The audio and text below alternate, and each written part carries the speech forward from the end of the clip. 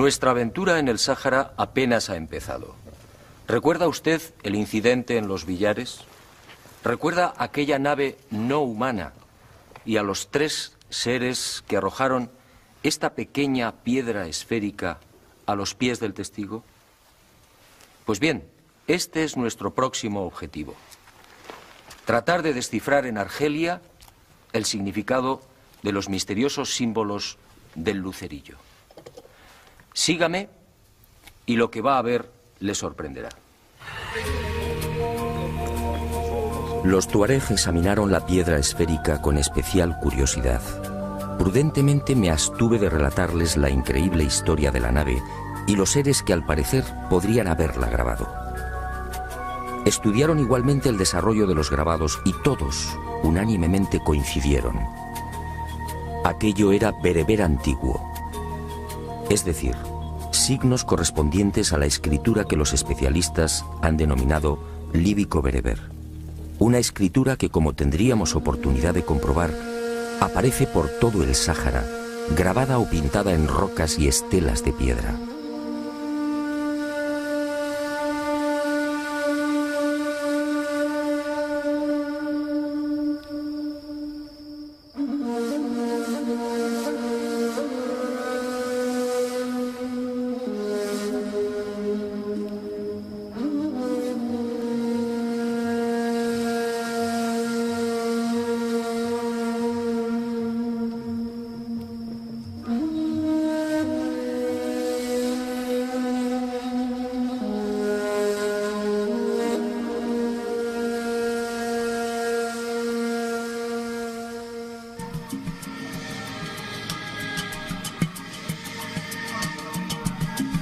Una escritura que tiene su derivación en la lengua amazigh, actualmente hablada por unos 20 millones de personas en Marruecos, Argelia, Túnez, Níger, Mali, Burkina Faso, Mauritania, Libia y en el oasis de Siba, en Egipto.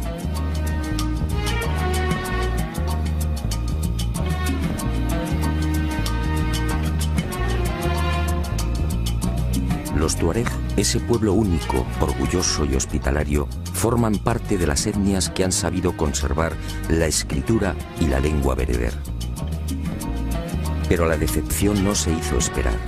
Una cosa es hablar el bereber y otra muy distinta traducirlo.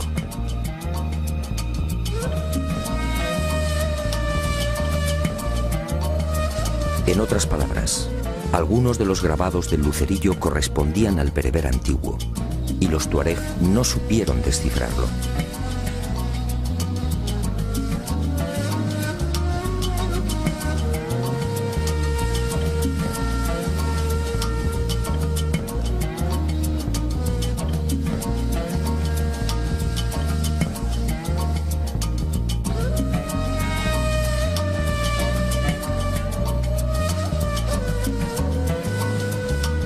Aquel fracaso, lejos de rendirme, multiplicó mi entusiasmo. Proseguí las investigaciones profundizando poco a poco en el nuevo misterio. Y las indagaciones en torno a los enigmáticos signos bereber me conducirían mágicamente, casi sin proponérmelo, a otra fascinante y para mí desconocida realidad. ¿De dónde procedía aquella escritura? ¿Arrancaba en el primer milenio antes de Cristo, como aseguran arqueólogos y lingüistas? ¿Por qué se perdió su significado original? Lo primero que descubrí es que aquella escritura, aparentemente tan simple, encerraba una enorme fuerza conceptual. Las letras geométricas de orientación variable en el sentido de la lectura, con ausencia casi total de separación de las palabras, y como en el caso de los alfabetos semíticos, sin vocales, contenían una capacidad de expresión tan intensa como original.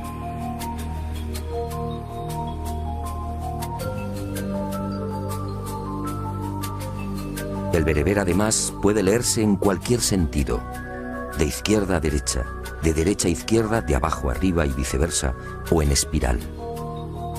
Y las dudas siguieron atormentándome.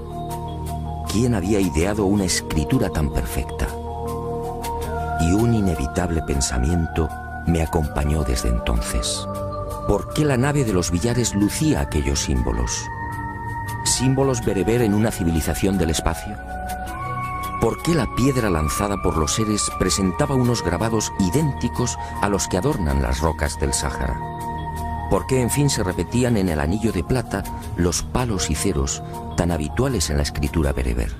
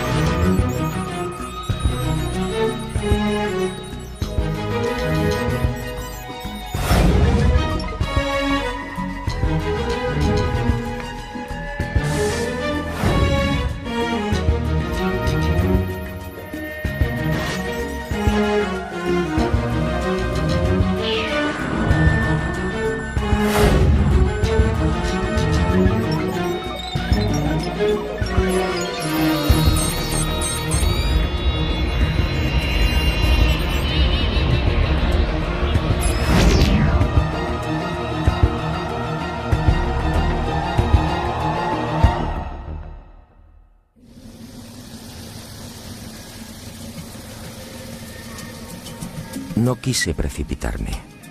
Al conversar con arqueólogos, historiadores y expertos en escritura bereber, comprendí que había cometido un error. No todos los especialistas están de acuerdo a la hora de establecer la procedencia y fecha de aparición del bereber antiguo. Unos lo hacen llegar del este, situando el nacimiento hacia el primer milenio antes de Cristo. Otros, en cambio, como Blanchet, Geseli y José Onrubia, sitúan el origen del proto-bereber en el propio Sáhara y entre el octavo y sexto milenios antes de nuestra era.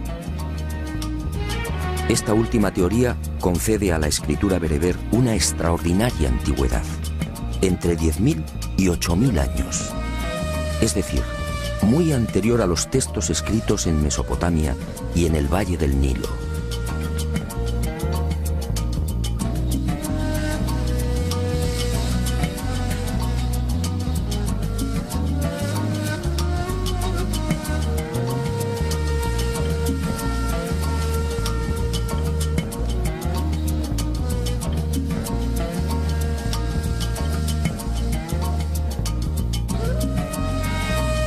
¿Qué significaba esto? Muy simple. Si la escritura bereber tiene 10.000 años y si nació en el corazón del Sáhara, los científicos deberán cambiar la fecha de la historia. La escritura más antigua del mundo no se hallaría entonces en el Oriente, sino en África.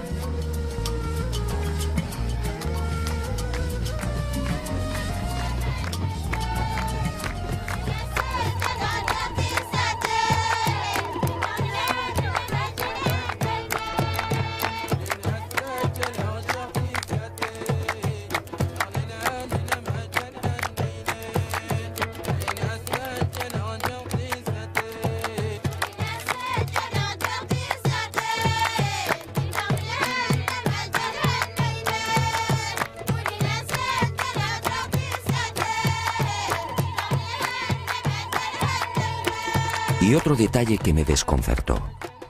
Por más que indagué, nadie supo darme razón de los antecedentes lingüísticos del bereber. Como es lógico y natural, la mayor parte de las lenguas escritas experimenta siempre un proceso natural de evolución. De unos primeros y casi infantiles símbolos se va pasando a signos más concretos y simplificados que finalmente derivan en las letras que hoy conocemos. En este sentido existen numerosos modelos histórica y antropológicamente contrastados. No ocurre así con el bereber antiguo. Aunque algunos tratan de hacerlo derivar de la escritura púnica, la verdad es que el problema está muy lejos de ser esclarecido. Científicos como Camps, Chabot, Springer, Onrubia, Gali, Basset, Galán y otros han sacado a la luz más de 1.200 inscripciones, todas ellas procedentes del Sáhara. En ninguna, sin embargo, se observa el menor vestigio de esa evolución natural. Y obviamente me pregunté, ¿apareció el bereber de repente? ¿De quién fue la idea? ¿Cómo es posible crear una escritura tan simple y certera sin un proceso previo de maduración? Y lo más importante, ¿cómo explicar que una escritura tan elaborada terminara perdiendo su genuina significación? Los tuareg y los bereberes de la Kabila argelina, entre otros, llegan como mucho a leer algunos de los signos que integran el bereber, pero no saben traducir la totalidad de las inscripciones. Es como deletrear una frase en alemán. Conocemos el significado de cada letra, pero si no sabemos alemán, difícilmente acertaremos con la traducción. Conforme fui adentrándome en el desierto y conociendo en profundidad las características de la antigua escritura bereber, más seguro estuve de la extraordinaria antigüedad de aquellos misteriosos signos. Hoy existen técnicas científicas que pueden datar con razonable exactitud la fecha de ejecución de pinturas y grabados. El estudio de la pátina de estos últimos, los grabados, es uno de los caminos. Cuando el artista ataca una pared o una roca, al martillear o perforar, elimina la capa de óxido que cubre la piedra, dejando un surco blanco, idéntico al color original del soporte. En consecuencia, un grabado de tonalidad clara será siempre más reciente que uno con los surcos oscuros.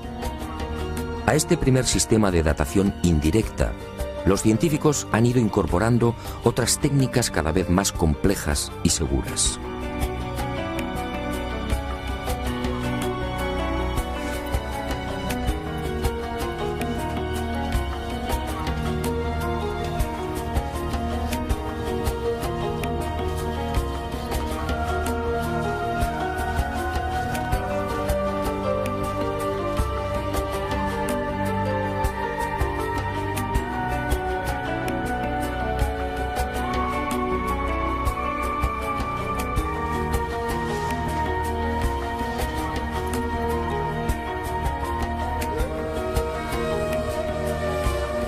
Lamentablemente, esas avanzadas técnicas científicas de datación no se han centrado en el estudio de la escritura bereber grabada en las rocas.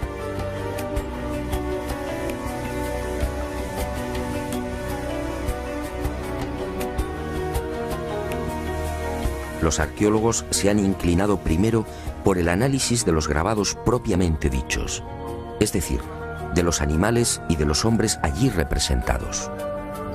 Y digo lamentablemente porque, según pude verificar, muchos de los signos bereber asociados a estos grabados presentaban una pátina tan oscura como el resto de la obra.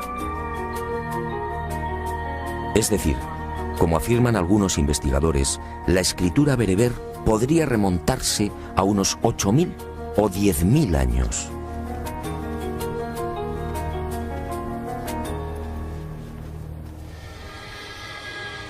Y la gran pregunta cobró nuevas fuerzas. ¿Qué ocurrió? ¿Por qué el significado de esta espléndida escritura terminó perdiéndose?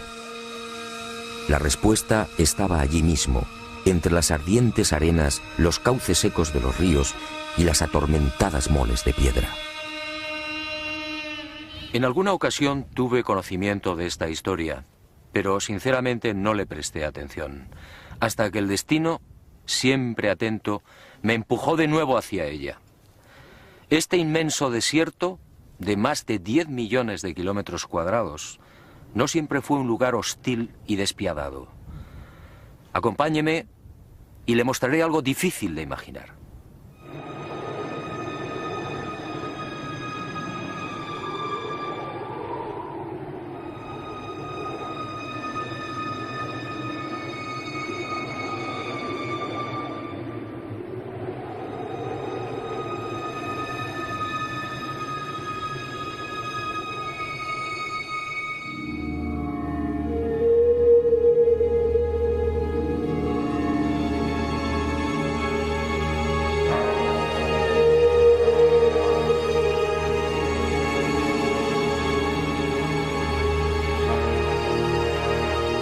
Supongo que es lógico.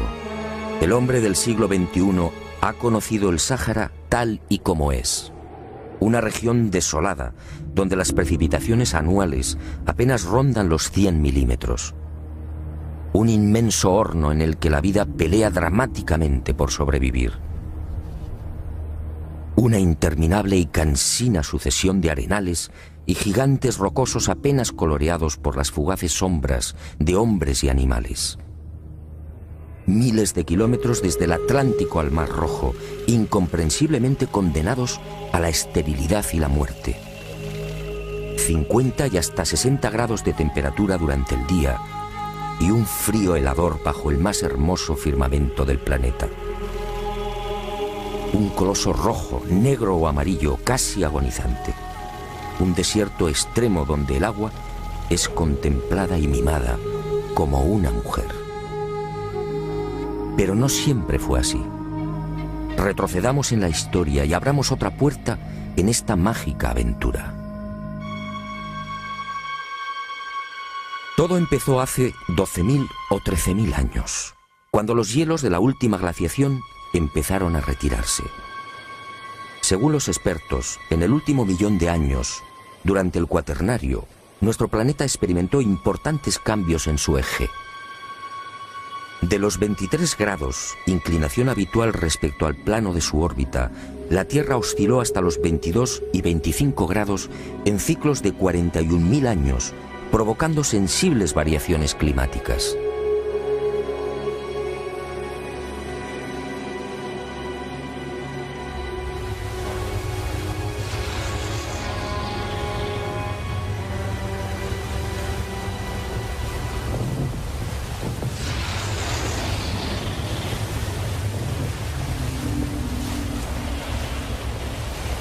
En ese millón de años, mientras el hombre aparecía y despertaba, nuestro mundo registró 4 grandes y demoledoras glaciaciones.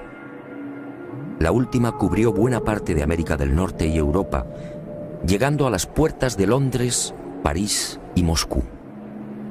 La península escandinava quedó cubierta por una capa de hielo de 2.400 metros de espesor. Y hacia el 13.000 antes de nuestra era, la glaciación retrocedió concediendo un respiro al mundo. Los hielos se fundieron y los océanos elevaron sus niveles en 120 metros. Niveles que conservan en la actualidad.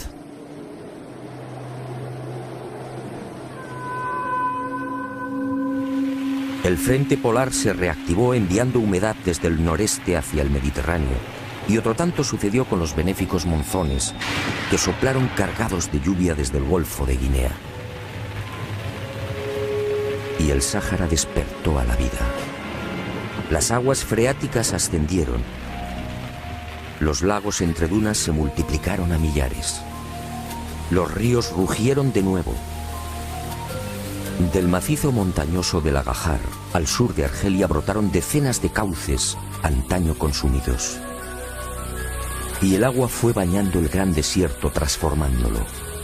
Uno de los caudalosos ríos, el Igargar, tan ancho como el actual Amazonas, nacía impetuoso en el sur, recorriendo casi 2.000 kilómetros, hasta formar un lago de 400 kilómetros al sur de Túnez.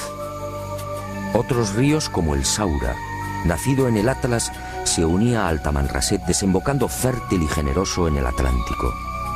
El Tilemsi se ocupaba de bendecir el Níger, y el Tafasaset transformaba el sur del Sáhara, sumando sus torrenciales corrientes a un lago Chad 80 veces superior al que hoy conocemos.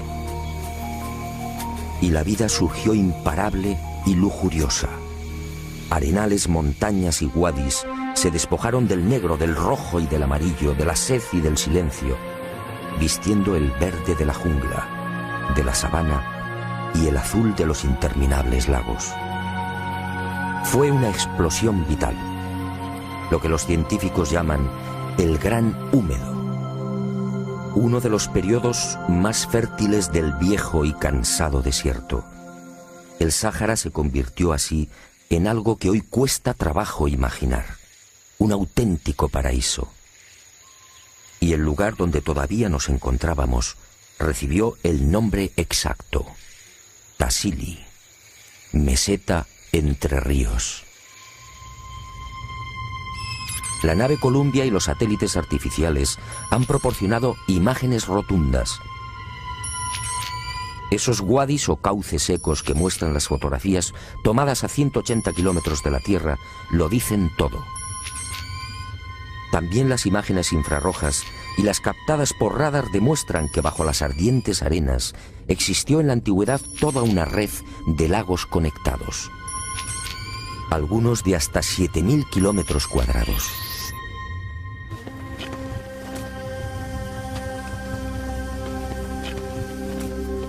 Aquí mismo, en la reseca meseta de Tamrit, pudimos contemplar los heroicos restos de lo que sin duda fue uno de los bosques más impenetrables del planeta, los cipreses de Tassili.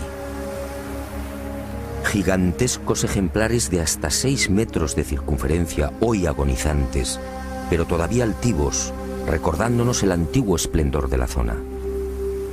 El propio Lot, en sus incursiones hasta el Ténere, una de las regiones más sofocantes del Sáhara, llegó a descubrir notables acumulaciones de huesos y espinas de pescados que podrían llenar varios carros y que constituyeron parte importante de la dieta de los antiguos pobladores.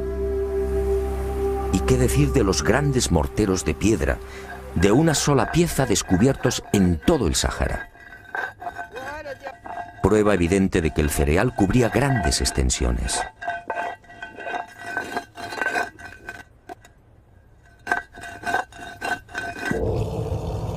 El mismísimo Heródoto, historiador y geógrafo griego, escribía en el siglo V a.C., refiriéndose al Sáhara: esta comarca y el resto de Libia en dirección a poniente están más pobladas de fieras y más cubiertas de bosques que la de los nómadas. Las fieras. He ahí otra de las pruebas de cuanto afirmo. Una fauna salvaje dominó también el Sáhara cuando la naturaleza lo transformó en el más bello jardín. Son precisamente los grabados en piedra los que atestiguan la realidad de estas bestias en pleno neolítico. Nuestra aventura en el Sáhara continúa, pero no aquí. Según mis noticias, una de las mayores y más espléndidas colecciones de este tipo de grabado en piedra se encuentra localizada al suroeste de Libia, en uno de los desiertos más duros y agresivos de este bello planeta encantado. Sígame y se lo mostraré. Estoy seguro que lo que va a ver le impresionará tanto como a mí.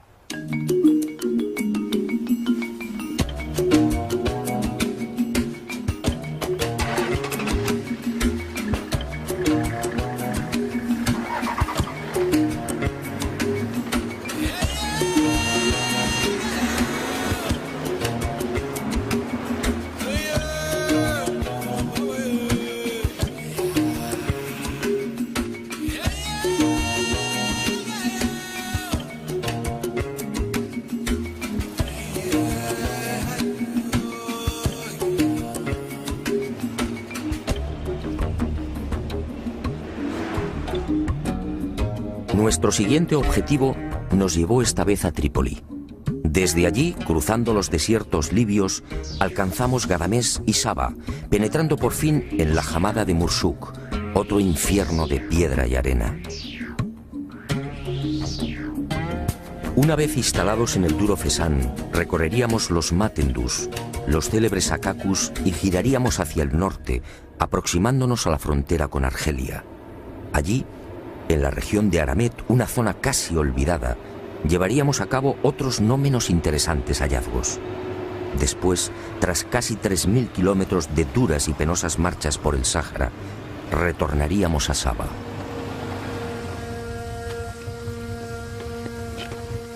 Nuestras informaciones no estaban equivocadas. Al alcanzar los Matendus quedamos sobrecogidos. Aquí, en una cadena de peñascos y rocas de 15 kilómetros, nos esperaban miles de grabados. Miles de grabados datados en 10.000 años, quizá más. Grabados de todos los tamaños, algunos minuciosa y bellamente pulidos en su interior. Grabados que efectivamente demostraban que el gran jardín había sido poblado por toda suerte de animales salvajes. Las jirafas fueron trabajadas con gran detalle. Contamos hasta 8 especies diferentes.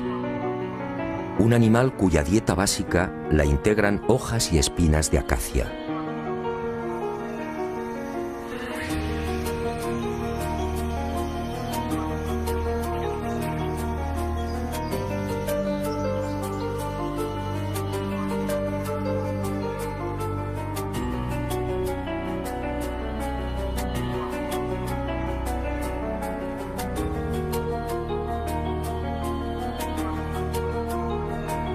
Y otra prueba más de la realidad de ese paraíso, el rinoceronte, un animal muy exigente con el agua.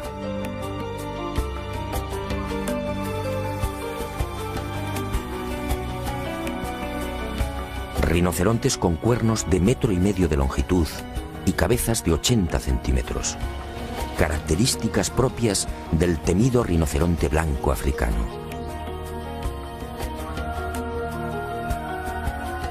Así lo vieron los hombres del Neolítico y así lo grabaron.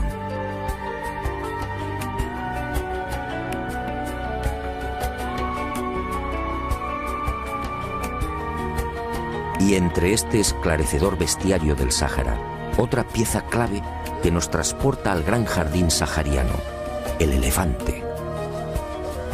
Encontramos grabados de todos los tamaños. En el Yerat, Henry Lott describió un ejemplar de 4,70 metros de longitud, un tamaño relativamente habitual entre los machos de 30 y 40 años. Y otro rasgo que pone de manifiesto la capacidad de observación de los habitantes del jardín y su gran preocupación por la fidelidad. En algunos grabados los elefantes aparecen con la cola doblada en ángulo recto, una actitud adoptada por las hembras antes del apareamiento.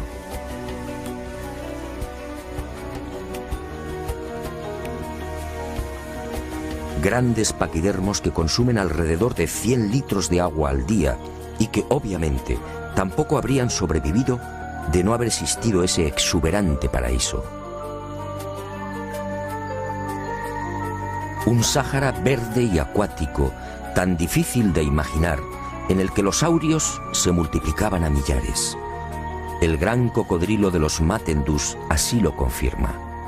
El ejemplar, un adulto de 2,50 metros, seguido por una cría, fue grabado hace miles de años. La oscuridad de la pátina no ofrece dudas.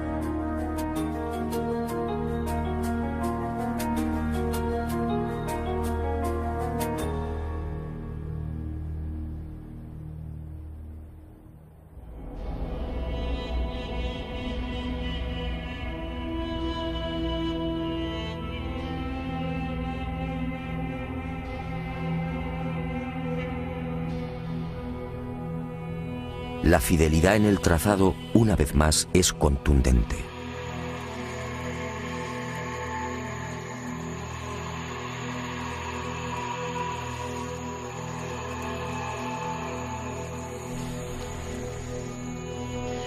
Nueva sorpresa.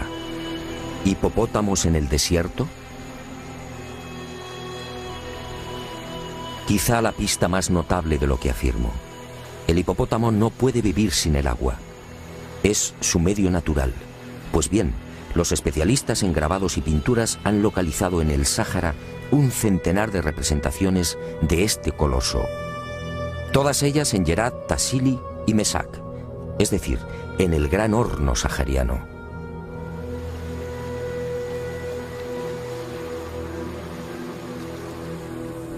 En este macizo de Mesac, donde nos encontramos, han sido contabilizados 60 grabados, y todos con una pátina oscura, señal inequívoca de una gran antigüedad.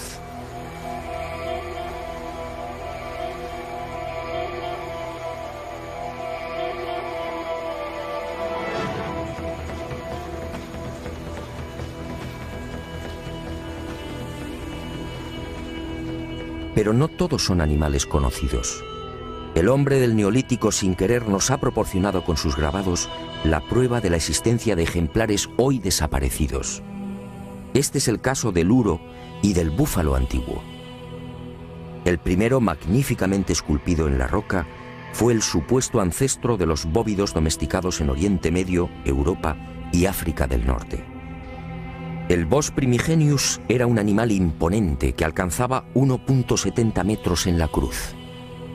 En las paredes del Sáhara se presenta sistemáticamente de perfil, salvo la cornamenta. Una cornamenta igualmente gigantesca y en forma de tenaza. Algo que coincide con las modernas excavaciones arqueológicas y los testimonios escritos sobre el último uro registrado en Polonia en 1625. En cuanto al búfalo antiguo, los grabados descubiertos en el Atlas Tassili y Mesak resultan igualmente providenciales. Este formidable ancestro del búfalo actual recorrió África durante 1 millón de años y compartió hábitat con el hombre de la Edad de Piedra.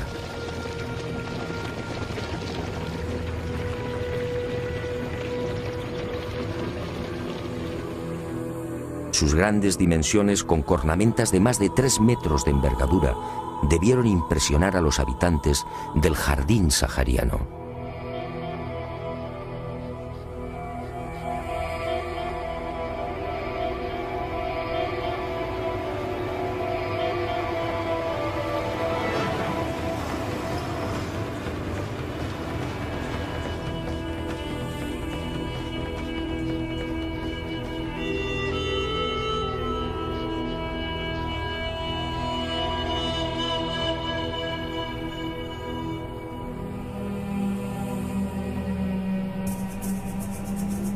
Leones, leopardos, panteras y toda suerte de felinos se unen en el desierto líbico a la fauna que habitó aquel paraíso del Neolítico.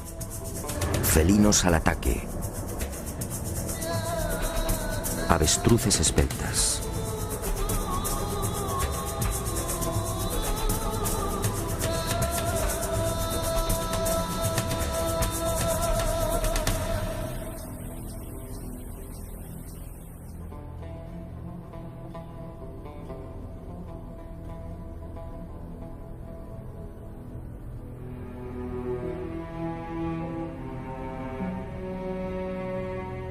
Perros al servicio del hombre.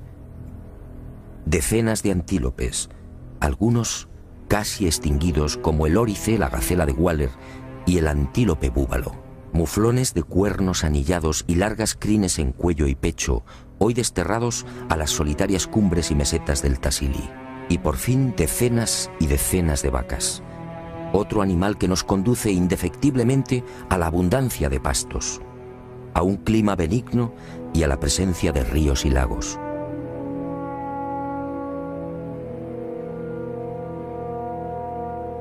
Y entre estas pinturas, algo desconcertante. Una ballena en el Tassili, un cetáceo a 2000 kilómetros del mar. Todos ellos como vivo exponente de una fauna que precisaba inexorablemente del agua. Pero alguien me había hablado de los últimos restos de este jardín, todavía visibles en Celiaf, en las proximidades de Saba.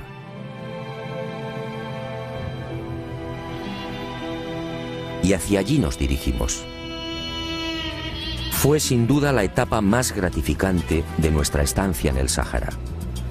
Si tratar de imaginar el desierto como un floreciente jardín no es tarea sencilla, la visión de aquellos 21 lagos perdidos y sujetos entre un océano de dunas no resultaba tampoco un ejercicio cómodo. Costaba acostumbrarse a la realidad de aquellas aguas, en su mayoría saladas, alimentadas por misteriosos manantiales subterráneos.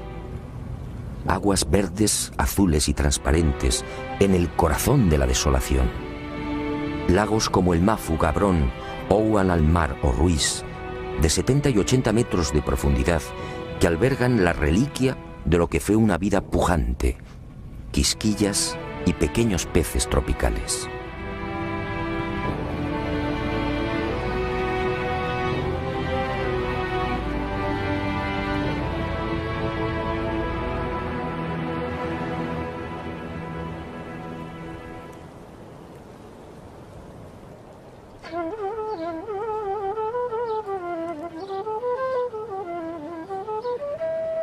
El Sáhara, en fin, nos grita desde los 4 puntos cardinales que su pasado fue rico y esplendoroso.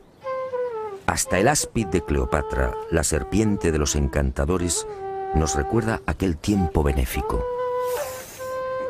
Esta cobra indostánica, emigrada de los trópicos, no debería existir en el sur de Libia y Argelia. Sin embargo, ha logrado sobrevivir.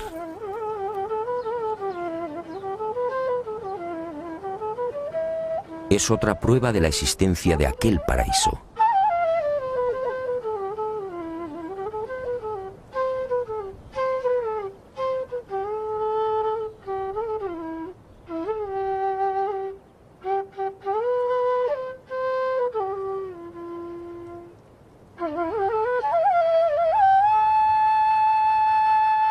Bueno será que recapitulemos, y permítame que lo haga a mi manera. ¿Qué hemos encontrado en este desierto? Pinturas, grabados y toda clase de información que nos trasladan a un Sáhara insólito, un Sáhara acuático, conectado por ríos y miles de lagos en los que el hombre de hace 10.000 años pescaba y navegaba.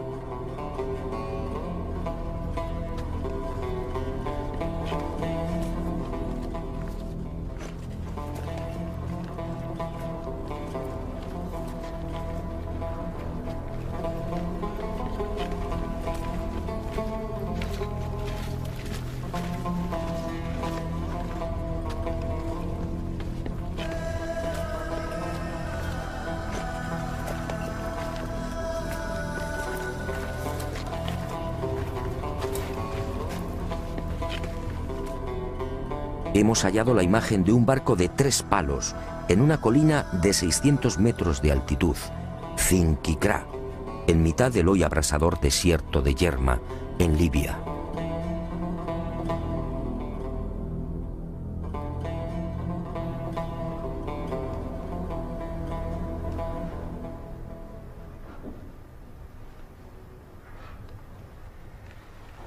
Es posible que la ciencia sonría burlona, pero ¿qué importa su escepticismo si las pruebas son tan abrumadoras? Esta es mi teoría.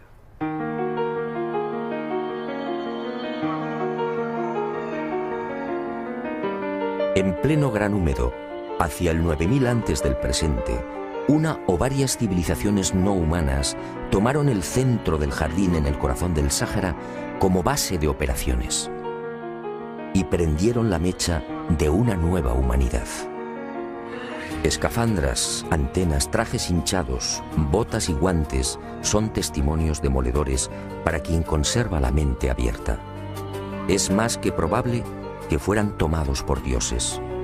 ¿Qué otra cosa podían pensar aquellos recolectores y cazadores cuya industria se centraba en el sílex y en las hachas de piedra? Y la meseta de Yavaren desde entonces fue llamada Tierra de Gigantes. Y a la vista de estas pinturas, el instinto y mi larga experiencia como investigador me dicen que esos seres del espacio pudieron intervenir a nivel genético, mejorando las razas.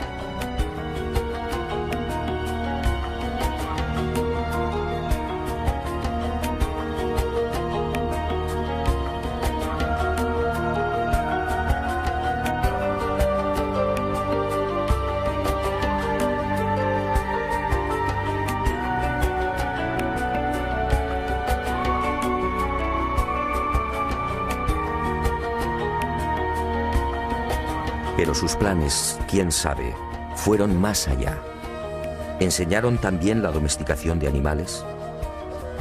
En los grabados que muestran la fauna salvaje, justamente los más antiguos, observamos un hecho muy significativo.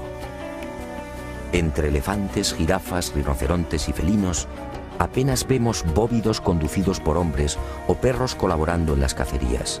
Es en los periodos posteriores, a partir de los cabezas redondas, cuando surgen los rebaños, los arreos, las escenas de ordeño y los pastores.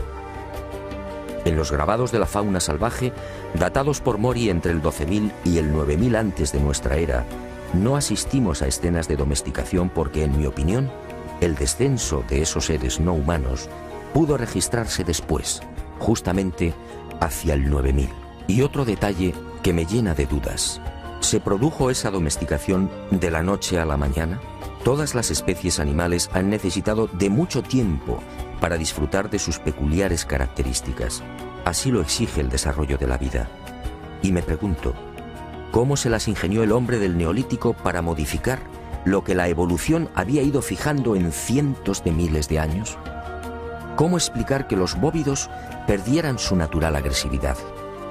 ¿Cómo lograr que algunas aves se vieran desprovistas casi de un día para otro de su capacidad para volar? La respuesta solo puede ser una. Quizá esos seres no humanos manipularon genéticamente las especies que estimaron más provechosas para el hombre.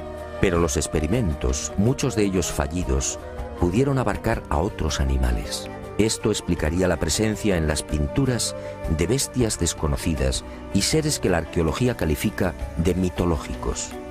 Avestruces con cabezas de bóvidos, hipopótamo con dientes de carnívoro, antílopes con cuerpo de elefante, jirafas con cabeza de asno o grandes paquidermos con 3 cuernos.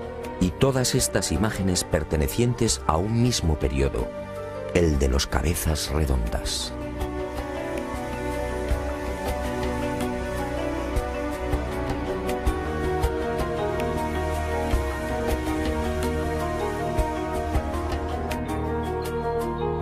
Y encontramos también vestimentas y tocados imposibles.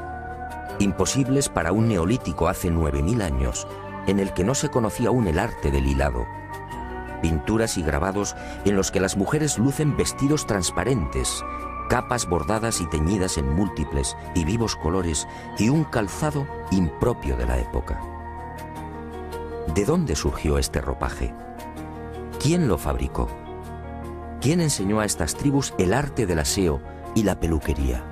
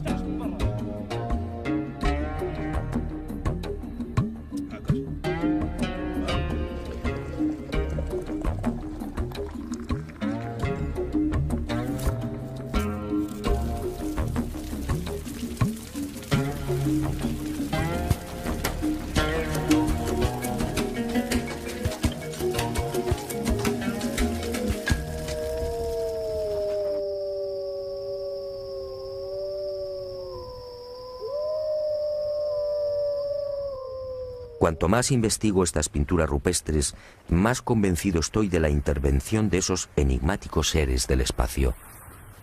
Fueron ellos los que sin duda dieron el primer aliento civilizador a unas gentes casi desnudas, sin norte y con una precaria conciencia de sí mismos. Fueron ellos los que, muy probablemente, infundieron en los clanes de la Edad de Piedra las sublimes ideas de la divinidad, de lo trascendente y de la supervivencia después de la muerte. Fue en ese tiempo cuando el hombre de la Edad de Piedra experimenta un brusco giro en sus costumbres y en lugar de abandonar a los muertos a su suerte, procede de pronto a sepultarlos en enormes y elaborados túmulos. Casualidad. Unos túmulos de piedra formados por anillos concéntricos y muy cerca de los abrigos en los que pintaban a los cabezas redondas. Solo en el Cesán libio han aparecido más de 60.000. ¿Por qué esa estructura tan parecida a las de las naves de los gigantes? ¿Otra casualidad? ¿Fue un recuerdo o un homenaje a los dioses instructores? ¿Pensó el hombre primitivo que así, enterrando a sus muertos en una tumba con forma de nave, tendría más fácil el acceso a los cielos? Después de todo, ¿qué eran aquellos prodigiosos carros de fuego? ¿No eran unos objetos que procedían de las estrellas?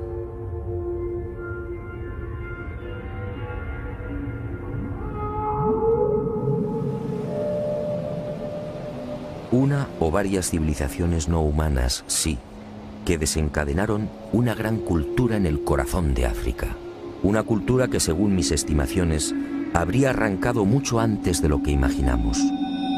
Una cultura apuntada en miles de pinturas y grabados que muy pocos conocen. Una cultura que recibió también el precioso tesoro de la escritura. Una forma de comunicación directamente enseñada por los dioses. Una escritura, por tanto, que no precisaba de evolución alguna. Por eso los científicos no consiguen encontrarla. Por eso nunca la encontrarán. No tengo la menor duda. La escritura berbera antigua que se extiende por el Sáhara, la que fue observada en la cúpula de la nave que apareció en los billares, la que adorna la piedra esférica lanzada a los pies del anciano español, y los signos grabados en el anillo de plata depositado en el fondo del Mar Rojo, tienen un mismo origen: los gigantes de Tassili.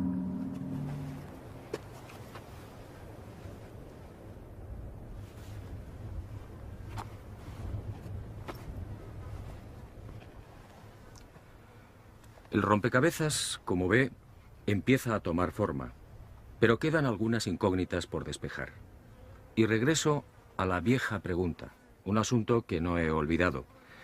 ¿Qué ocurrió con esta magnífica lengua? ¿Por qué desapareció su significado original?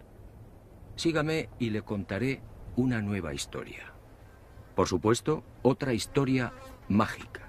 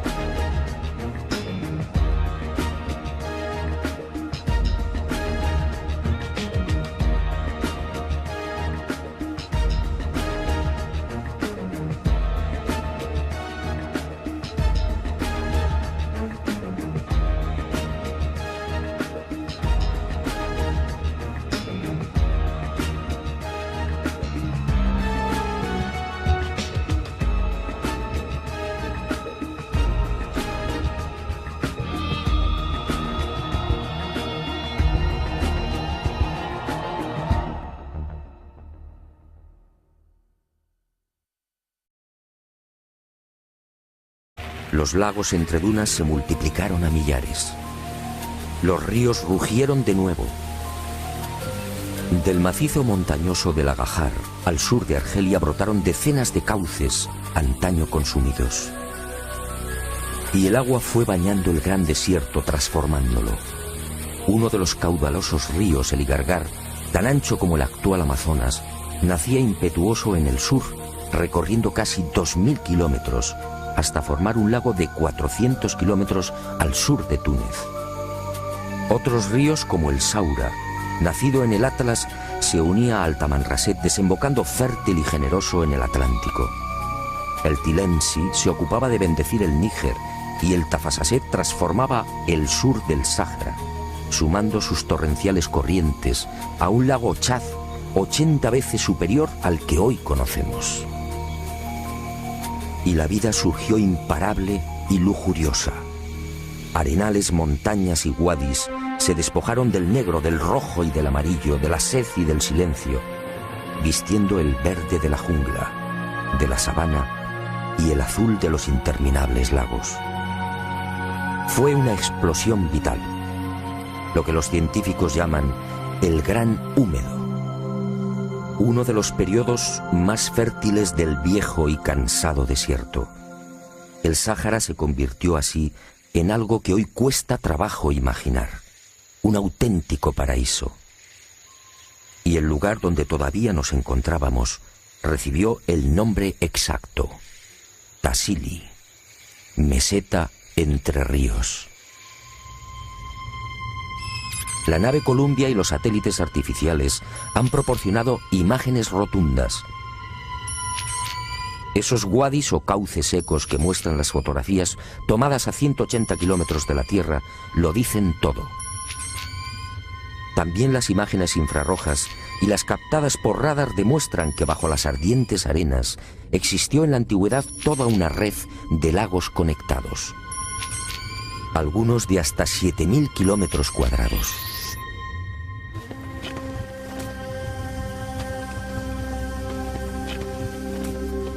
Aquí mismo, en la reseca meseta de Tamrit, pudimos contemplar los heroicos restos de lo que sin duda fue uno de los bosques más impenetrables del planeta, los cipreses de Tassili.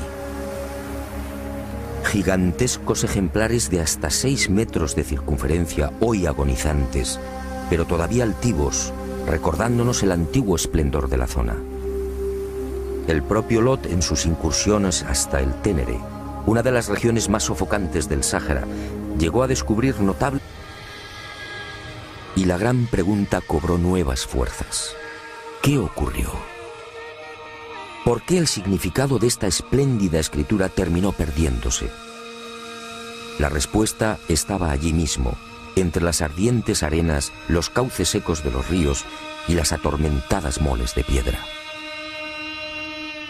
En alguna ocasión tuve conocimiento de esta historia, pero sinceramente no le presté atención, hasta que el destino, siempre atento, me empujó de nuevo hacia ella.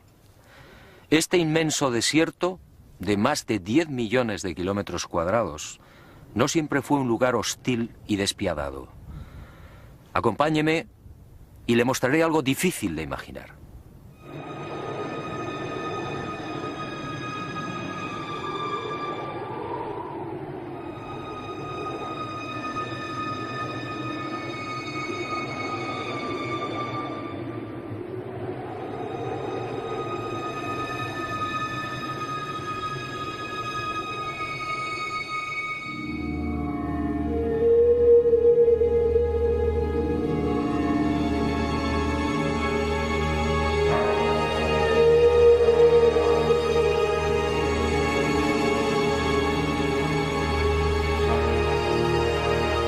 Supongo que es lógico. El hombre del siglo XXI ha conocido el Sáhara tal y como es. Una región desolada, donde las precipitaciones anuales apenas rondan los 100 milímetros. Un inmenso horno en el que la vida pelea dramáticamente por sobrevivir. Una interminable y cansina sucesión de arenales y gigantes rocosos apenas coloreados por las fugaces sombras de hombres y animales. Miles de kilómetros desde el Atlántico al Mar Rojo, incomprensiblemente condenados a la esterilidad y la muerte. 50 y hasta 60 grados de temperatura durante el día y un frío helador bajo el más hermoso firmamento del planeta. Un coloso rojo, negro o amarillo, casi agonizante. Un desierto extremo donde el agua es contemplada y mimada como una mujer. Pero no siempre fue así. Retrocedamos en la historia y abramos otra puerta en esta mágica aventura.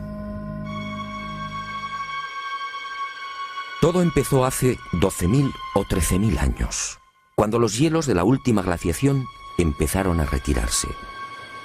Según los expertos, en el último millón de años, durante el Cuaternario, nuestro planeta experimentó importantes cambios en su eje. De los 23 grados, la última cubrió buena parte de América del Norte y Europa, llegando a las puertas de Londres, París y Moscú. La península escandinava quedó cubierta por una capa de hielo de 2.400 metros de espesor. Y hacia el 13.000 antes de nuestra era, la glaciación retrocedió concediendo un respiro al mundo. Los hielos se fundieron y los océanos elevaron sus niveles en 120 metros. Niveles que conservan en la actualidad.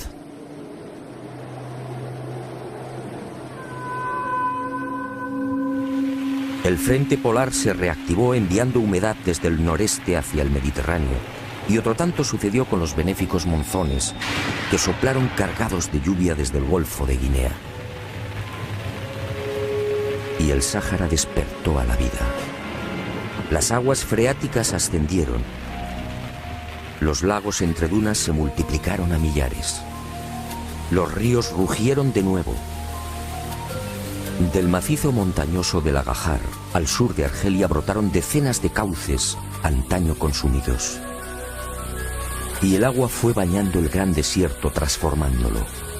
Uno de los caudalosos ríos, el Igargar, tan ancho como el actual Amazonas, nacía impetuoso en el sur, recorriendo casi 2.000 kilómetros, hasta formar un lago de 400 kilómetros al sur de Túnez.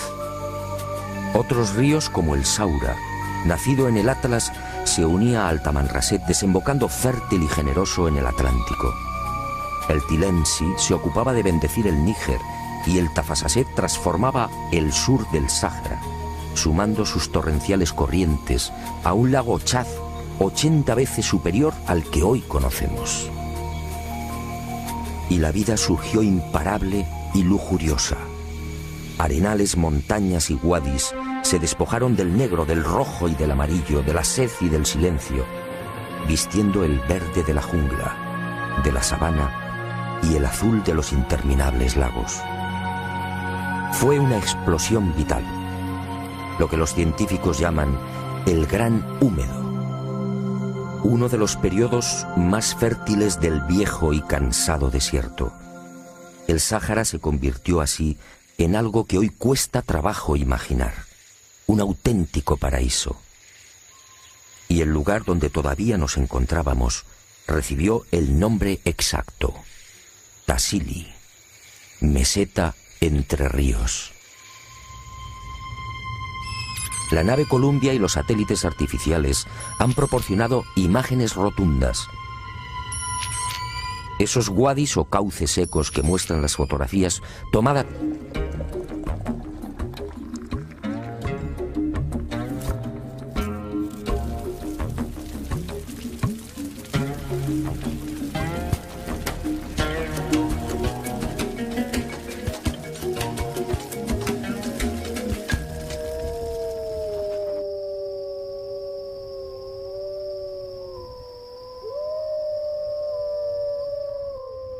Cuanto más investigo estas pinturas rupestres, más convencido estoy de la intervención de esos enigmáticos seres del espacio. Fueron ellos los que sin duda dieron el primer aliento civilizador a unas gentes casi desnudas, sin norte y con una precaria conciencia de sí mismos. Fueron ellos los que, muy probablemente, infundieron en los clanes de la Edad de Piedra las sublimes ideas de la divinidad, de lo trascendente y de la supervivencia después de la muerte. Fue en ese tiempo cuando el hombre de la Edad de Piedra experimenta un brusco giro en sus costumbres y, en lugar de abandonar a los muertos a su suerte, procede de pronto a sepultarlos en enormes y elaborados túmulos.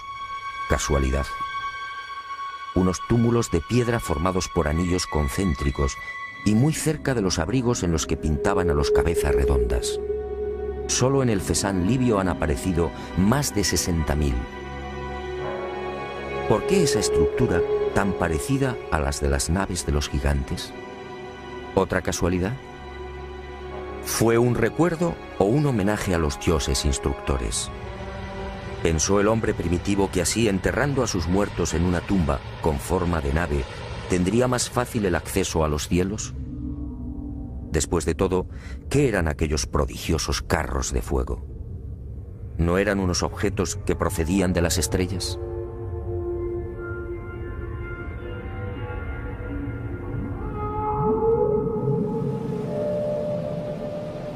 Una o varias civilizaciones no humanas, sí, que desencadenaron una gran cultura en el corazón de África.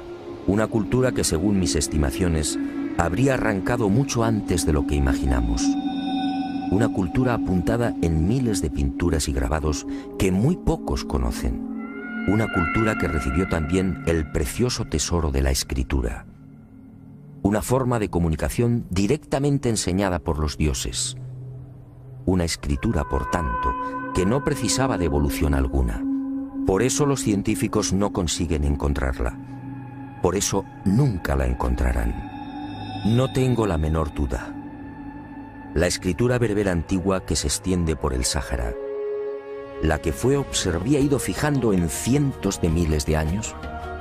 ¿Cómo explicar que los bóvidos perdieran su natural agresividad? ¿Cómo lograr que algunas aves se vieran desprovistas casi de un día para otro de su capacidad para volar? La respuesta solo puede ser una. Quizá esos seres no humanos manipularon genéticamente las especies que estimaron más provechosas para el hombre. Pero los experimentos, muchos de ellos fallidos, pudieron abarcar a otros animales. Esto explicaría la presencia en las pinturas de bestias desconocidas y seres que la arqueología califica de mitológicos. Avestruces con cabezas de bóvidos, hipopótamo con dientes de carnívoro, antílopes con cuerpo de elefante, jirafas con cabeza de asno o grandes paquidermos con 3 cuernos. Y todas estas imágenes pertenecientes a un mismo periodo, el de los cabezas redondas.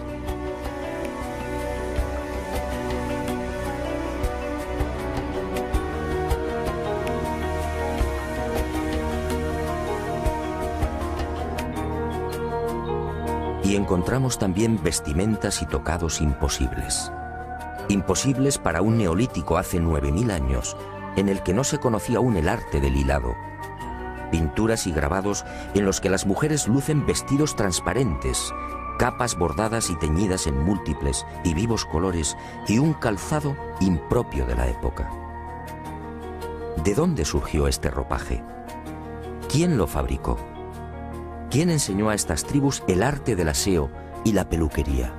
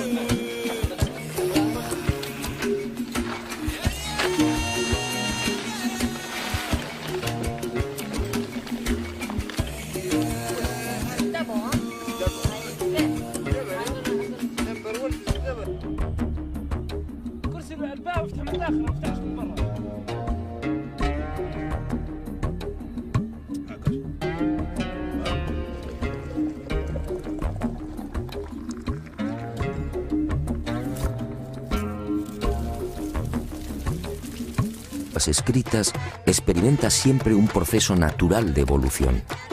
De unos primeros y casi infantiles símbolos se va pasando a signos más concretos y simplificados que finalmente derivan en las letras que hoy conocemos. En este sentido existen numerosos modelos histórica y antropológicamente contrastados. No ocurre así con el bereber antiguo, aunque algunos tratan de hacerlo derivar de la escritura púnica. La verdad es que el problema está muy lejos de ser esclarecido. Científicos como Camps, Chabot, Springer, Honrubia, Gali, Basset, Galán y otros han sacado a la luz más de 1200 inscripciones, todas ellas procedentes del Sáhara. En ninguna, sin embargo, se observa el menor vestigio de esa evolución natural. Y obviamente me pregunté, ¿apareció el bereber de repente? ¿De quién fue la idea? ¿Cómo es posible crear una escritura tan simple y certera, sin un proceso previo de maduración?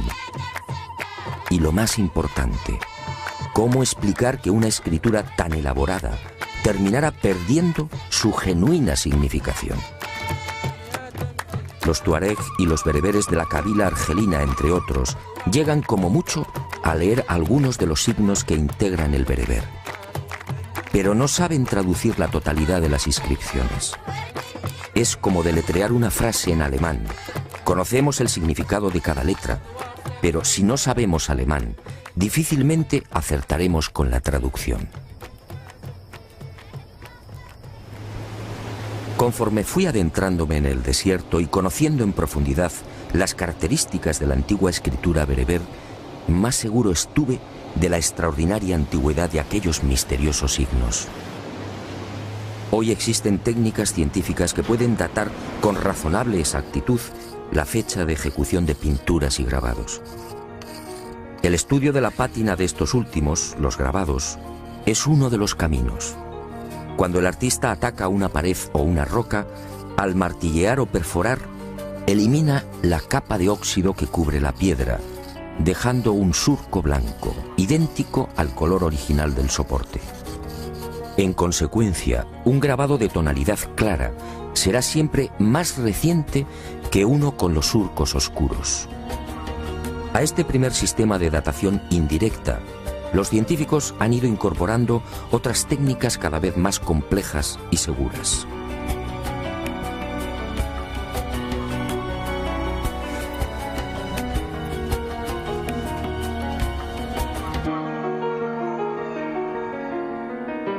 En pleno Gran Húmedo, hacia el 9000 antes del presente, una o varias civilizaciones no humanas tomaron el centro del jardín en el corazón del Sáhara como base de operaciones y prendieron la mecha de una nueva humanidad.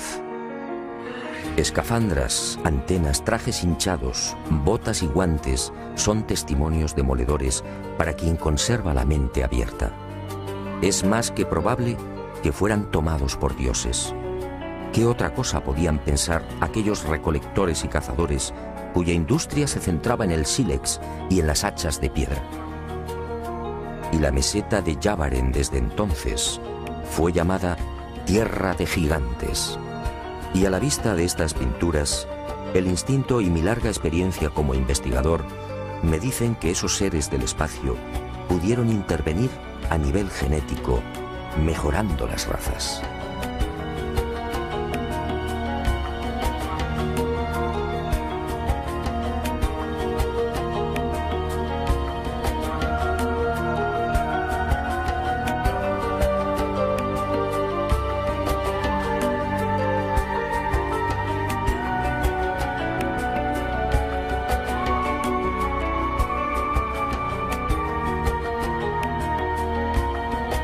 Pero sus planes, quién sabe, fueron más allá.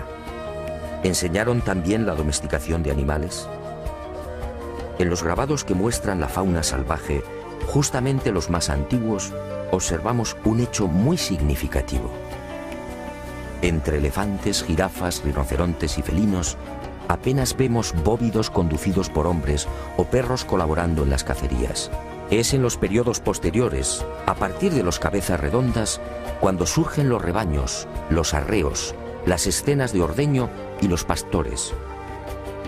En los grabados de la fauna salvaje, datados por Mori entre el 12.000 y el 9.000 antes de nuestra era, no asistimos a escenas de domesticación porque, en mi opinión, el descenso de esos seres no humanos pudo registrarse después, justamente hacia el 9.000. Y otro detalle que me llena de dudas. ¿Se produjo esa domesticación de la noche a la mañana? Todas las especies animales han necesitado de mucho tiempo para disfrutar de sus peculiares características. Así lo exige el desarrollo de la vida. Y me pregunto, ¿cómo se las ingenió el hombre del Neolítico para modificar lo que la evolución había ido fijando en cientos de miles de años? ¿Cómo explicar que los bóvidos perdieran su natural agresividad? ¿Cómo lograr que algunas aves se vieran desprovistas casi de un día para otro de su capacidad? Lo que los científicos llaman el Gran Húmedo. Uno de los periodos más fértiles del viejo y cansado desierto. El Sáhara se convirtió así en algo que hoy cuesta trabajo imaginar. Un auténtico paraíso. Y el lugar donde todavía nos encontrábamos recibió el nombre exacto: Tassili, meseta entre ríos. La nave Columbia y los satélites artificiales han proporcionado imágenes rotundas. Esos wadis o cauces secos que muestran las fotografías tomadas a 180 kilómetros de la Tierra lo dicen todo. También las imágenes infrarrojas y las captadas por radar demuestran que bajo las ardientes arenas existió en la antigüedad toda una red de lagos conectados. Algunos de hasta 7.000 kilómetros cuadrados.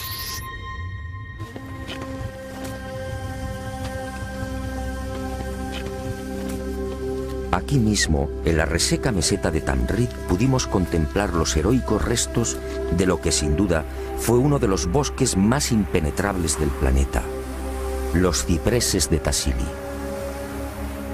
Gigantescos ejemplares de hasta 6 metros de circunferencia, hoy agonizantes, pero todavía altivos, recordándonos el antiguo esplendor de la zona. El propio Lot, en sus incursiones hasta el Ténere, una de las regiones más sofocantes del Sáhara, llegó a descubrir notables acumulaciones de huesos y espinas de pescados que podrían llenar varios carros y que constituyeron parte importante de la dieta de los antiguos pobladores. ¿Y qué decir de los grandes morteros de piedra, de una sola pieza, descubiertos en todo el Sáhara? Prueba evidente de que el cereal cubría grandes extensiones.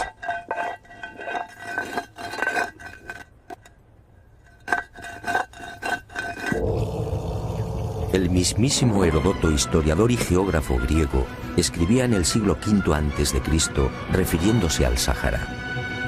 Esta comarca y el resto de Libia en dirección a poniente están más pobladas de fieras y más cubiertas de bosques que la de los nómadas. Las fieras. He ahí otra de las pruebas de cuanto afirmo. Una fauna salvaje dominó también el Sáhara cuando la naturaleza lo transformó en el más bello jardín. Son precisamente los grabados en piedra los que atestiguan la realidad de estas bestias en pleno Neolítico. Nuestra aventura en el Sáhara continúa, pero no aquí. Según mis noticias, una de las mayores y más... En cuanto al búfalo antiguo, los grabados descubiertos en el Atlas Tassili y Mesac resultan igualmente providenciales. Este formidable ancestro del búfalo actual recorrió África durante 1 millón de años y compartió hábitat con el hombre de la Edad de Piedra.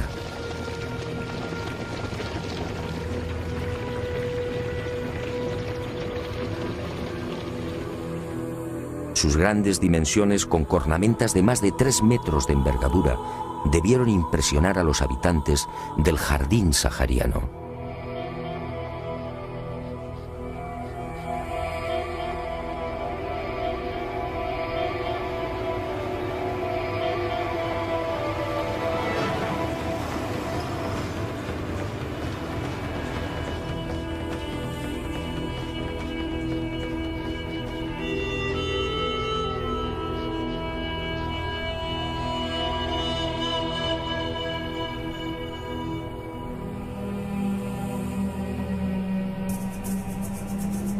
Leones, leopardos, panteras y toda suerte de felinos se unen en el desierto líbico a la fauna que habitó aquel paraíso del Neolítico.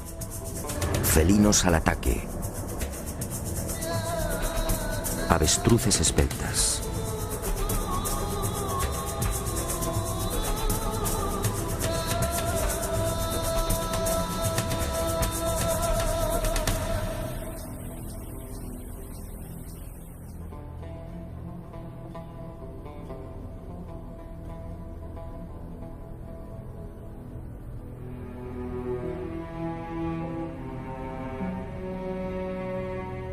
perros al servicio del hombre, decenas de antílopes, algunos casi extinguidos como el órice, la gacela de Waller y el antílope búbalo, muflones de cuernos anillados y largas crines en cuello y pecho, hoy desterrados a las solitarias cumbres y mesetas del Tassili, y por fin decenas y decenas de vacas, otro animal que nos conduce indefectiblemente a la abundancia de pastos, a un clima benigno y a la presencia de ríos y lagos.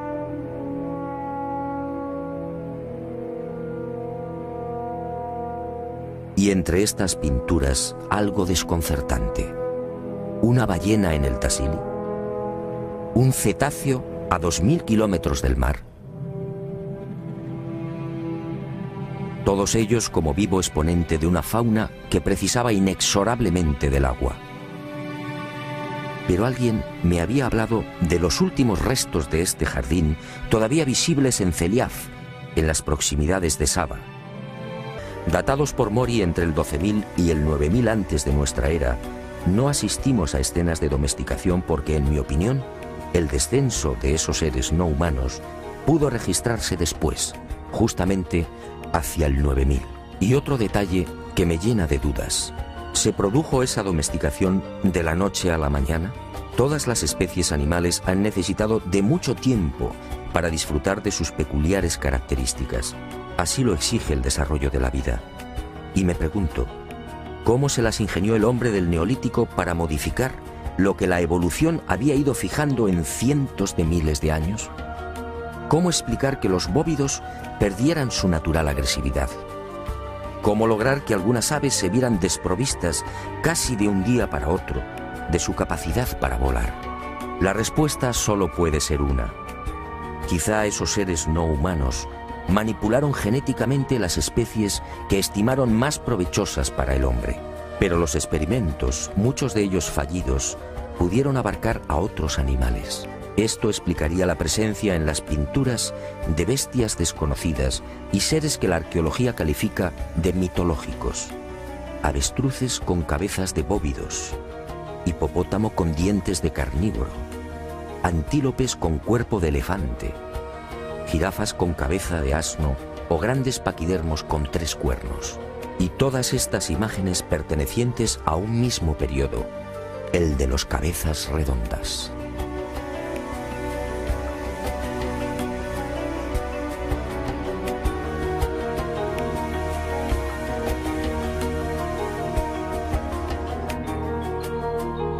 Y encontramos también vestimentas y tocados imposibles.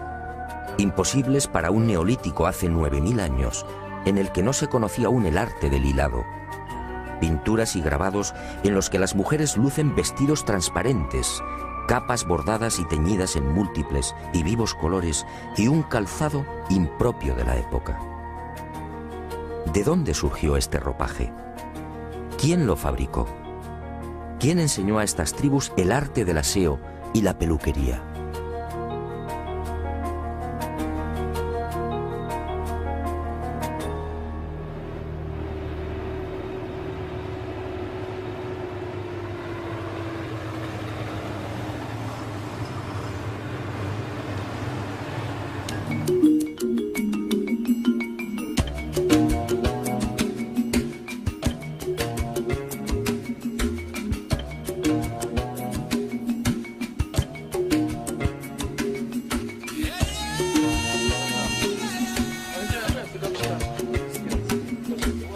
Concediendo un respiro al mundo. Los hielos se fundieron y los océanos elevaron sus niveles en 120 metros, niveles que conservan en la actualidad.